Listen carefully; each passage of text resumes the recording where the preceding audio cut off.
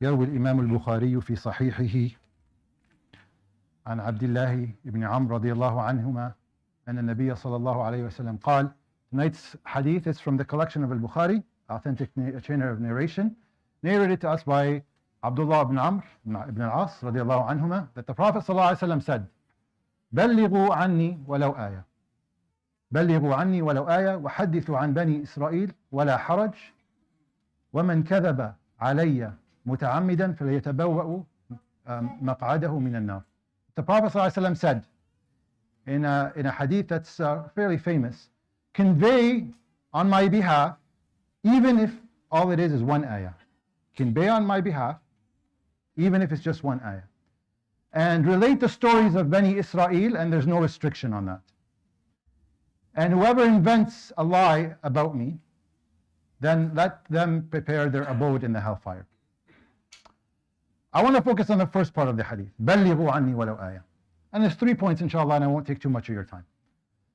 The Prophet is saying, convey on my behalf, even if you know one ayah. This is actually very beautiful, because I can almost guarantee that everybody in this room knows at least one ayah, or at least something that they can offer someone in terms of light or guidance.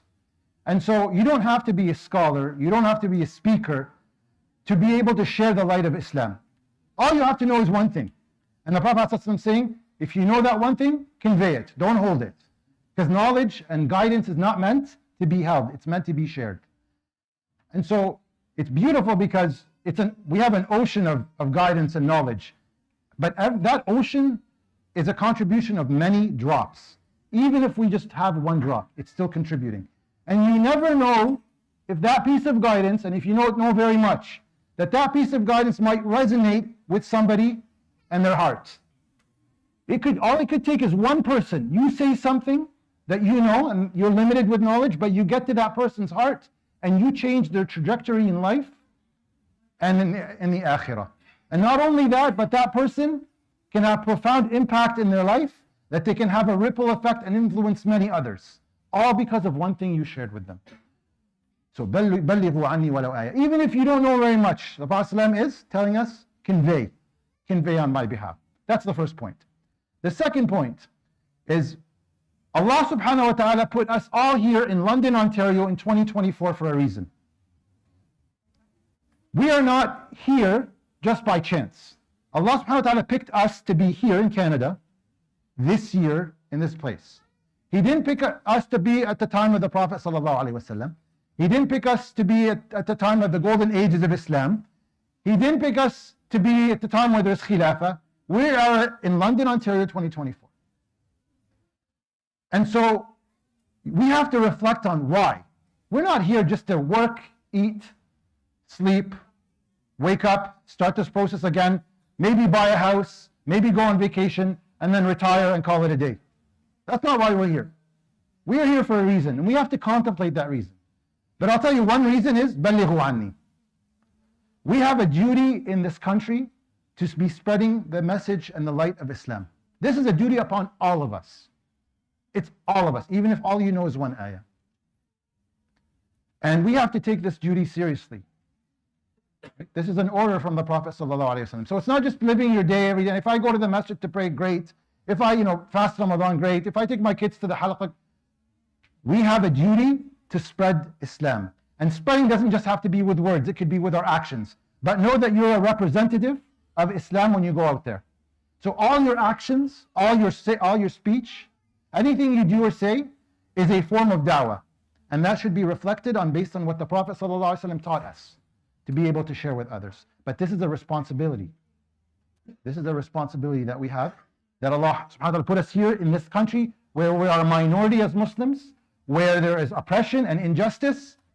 Our goal is da'wah. That is one of our key primary goals of being created at this time in this place. So we have to reflect on that. How much are we doing of that?